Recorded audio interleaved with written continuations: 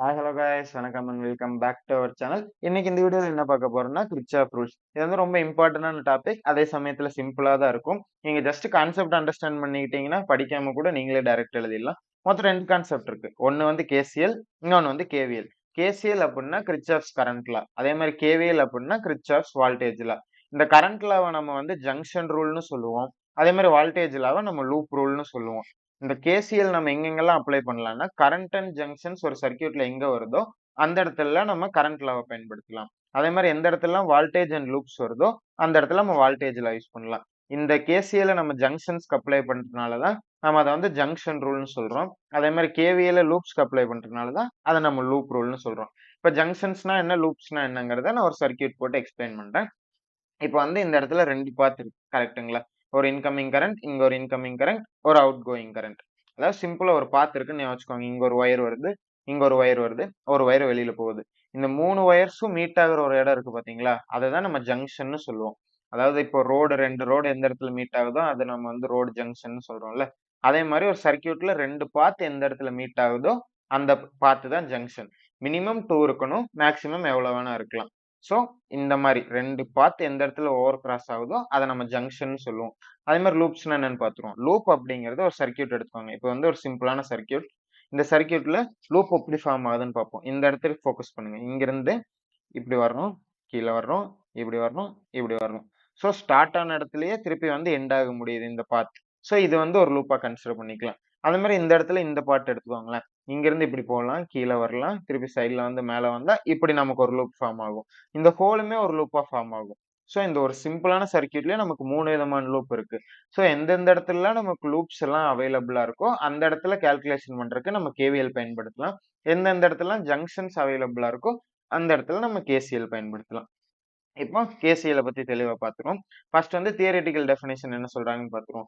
Kirchhoff's current law states that the algebraic sum of currents at any junction of a circuit is zero. In other words, the current leaving the junction is equal to the current entering the junction. அதாவது இது என்னன்னு சொல்லி நான் diagram போட்டு தெளிவா explain பண்றேன். இப்போதைக்கு இந்த இதை மட்டும் ஞாபகம் வச்சுக்கோங்க.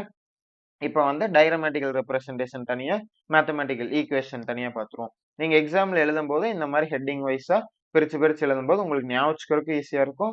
எக்ஸாம்ல பார்க்கவும் நீட்டா இருக்கும், மார்க் போடவும் அதிக வாய்ப்பு இருக்கு. ஃபர்ஸ்ட் வந்து டயக்ராமேட்டிக்கல் ரெப்ரசன்டேஷன் பார்த்துருவோம்.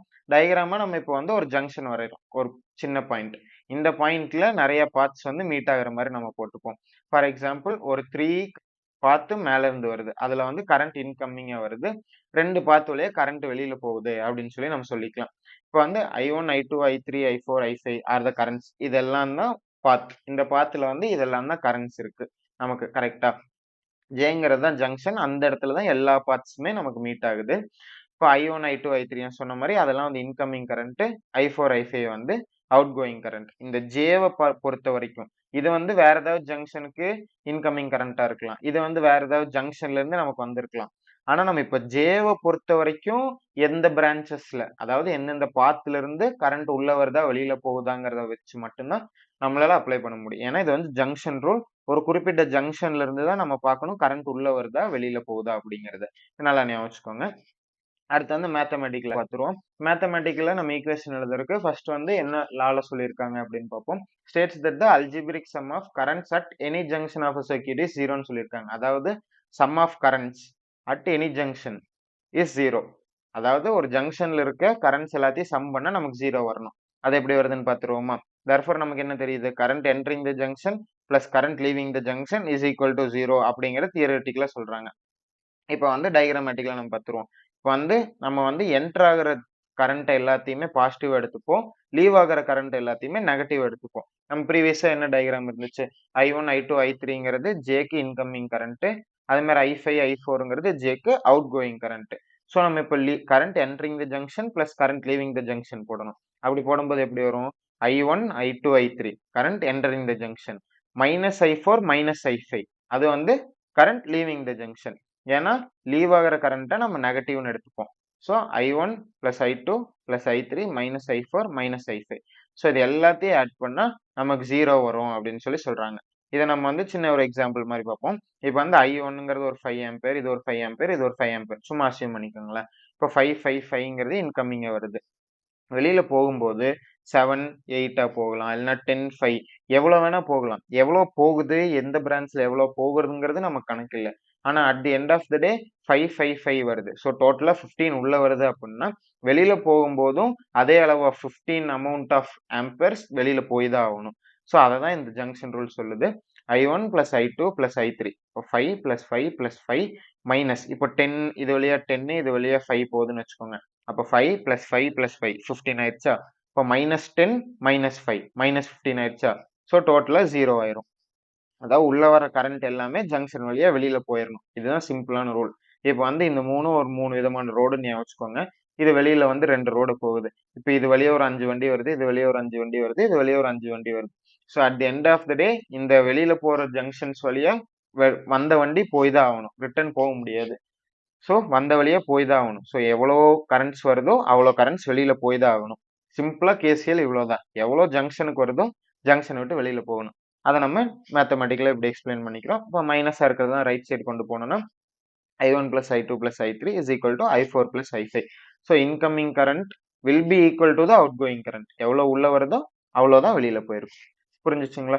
அடுத்து KVL பார்த்துருவோம். வோல்டேஜ் லாவோட தியரட்டிக்கல் டெஃபினிஷன் என்ன சொல்றாங்கன்னா, in a closed circuit, the algebraic sum of products of current and resistance of each part of circuit is equal to the total EMF induced in the circuit. இதை வந்து சிம்பிளா சொல்றேன் நான் diagram போட்டு. In other words, sum of voltage rise and voltage drop in a closed loop is always 0. இதே மாதிரி நான் அதே மாதிரி டயக்ராம் போட்டு எக்ஸ்பிளைன் பண்றேன். டயக்ராமேட்டிக்கல் ரெப்ரசன்டேஷன் பார்த்துருவோம். இப்போ இதுதான் நமக்கு ஒரு சர்க்கியூட்னு வச்சுக்கோங்களேன். வீண இருக்கு, 2 லூப் இருக்கு, R1 R2 இருக்கு, கரண்ட் I1 I2 இருக்கும். நமக்கு வந்து இதுதான் மொத்த சர்க்கியூட், இதுதான் டயக்ராம். இப்போ வந்து இங்க ஒரு லூப் இருக்கு, இங்க ஒரு லூப் இருக்கு. இந்த டோட்டலா சேர்த்து நம்ம ஒரு லூப்னு எடுத்துக்கலாம். ஃபர்ஸ்டே சொன்னேன்ல. இப்போ வந்து மேத்தமெட்டிக்கல் ரெப்ரசன்டேஷன் பார்த்துருவோமா? நமக்கு வந்து லால என்ன சொல்லியிருந்தாங்க? Sum of products of current and resistance of each part of circuit is equal to the total EMF. இதை போட்டு ரொம்ப குழப்பிக்காதீங்க, நான் சிம்பிளா சொல்றேன். Therefore total EMF equal to the total EMF சொல்லிட்டாங்களா? இப்போ total EMF is equal to total sum of all products of current and resistor. current and resistance நம்ம product பண்ணி ஆட் பண்ணிட்டா நமக்கு EMF கிடைச்சிடும். அதுதான் நம்ம சொல்லியிருக்காங்க. இப்போ வந்து நம்ம வழக்கம் போல் டயக்ராம் போட்டுருவோம். ஸோ இப்போ வந்து இந்த சிம்பிளான ஒரு லூப் எடுத்துக்கிறோம். இந்த லூப்ல இது விங்கிறது தான் டோட்டல் இஎம்எஃப். கரெக்ட்டுங்களா? இந்த விங்கிற இஎம்எஃப் தான் இந்த ஹோல் சர்க்கியூட்லயே இருக்கு.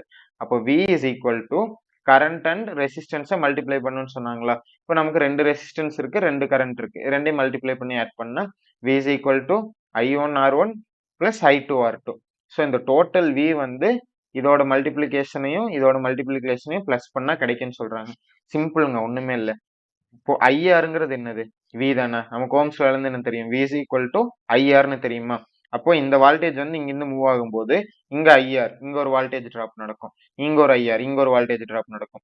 ஸோ இந்த வி வந்து டோட்டலா மீதி இருக்க எல்லா வியையும் ஆட் பண்ணும். ஐ மீன் எல்லா வால்டேஜையும் ஆட் பண்ணும். அதுதான் சிம்பிள். அதை ப்ராடக்ட்ஸ் ஆஃப் கரண்ட் அண்ட் ரெசிஸ்டர்னு கொடுத்துருக்காங்க, அவ்வளவுதான்.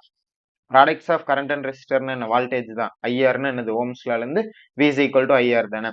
ஸோ அவ்வளவுதான். இதுலன்னா நம்ம எப்படி எழுதலாம்? V minus IR one minus IR two is equal to 0. அதை தான் இங்க சொல்லியிருப்பாங்க. States that the closed circuit algebraic sum of products of current and resistance will be equal to the total EMF. இதுதான் நம்ம சொல்லியிருப்பாங்க. புரிஞ்சுங்களா? இப்போ சம்மரியா ரெண்டையும் பிரிச்சு பார்த்துருவோம். KCL பார்த்தோம், KVL பார்த்தோம். KCLனா எதுக்கு அப்ளை பண்ணுவோம்? Current and ஜங்ஷனுக்கு.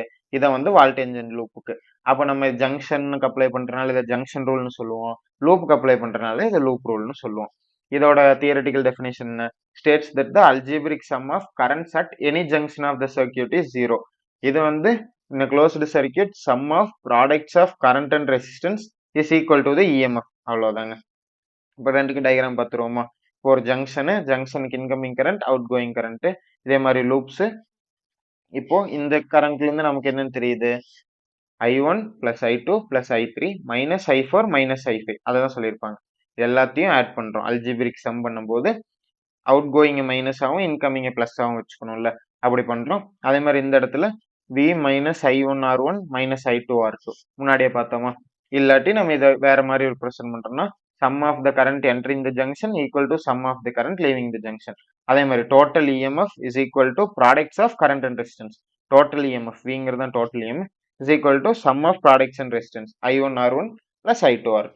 அவ்வளோதாங்க. ரொம்ப சிம்பிளான கொஸ்டின் தான். என்னால முடிஞ்ச அளவுக்கு சிம்ப்ளிஃபை பண்ணி உங்களுக்கு எக்ஸ்பிளைன் பண்ணியிருக்கேன். எனி டவுட்ஸ் இல்லன்னா கிளாரிஃபிகேஷன் வேணும் அப்புட்ன்னா, கமெண்ட்ஸ்ல சொல்லுங்க. நான் அத அட்ரஸ் பண்ணி கிளாரிஃபை பண்ண ட்ரை பண்றேன். புடிச்சிருந்துச்சு அப்புட்னாலும் கமெண்ட் பண்ணுங்க. இதே மாரி ஃபாலோ அப் பண்ணி புது வீடியோஸ் போட நான் ட்ரை பண்றேன். தேங்க் யூ ஃபார் வாட்சிங்.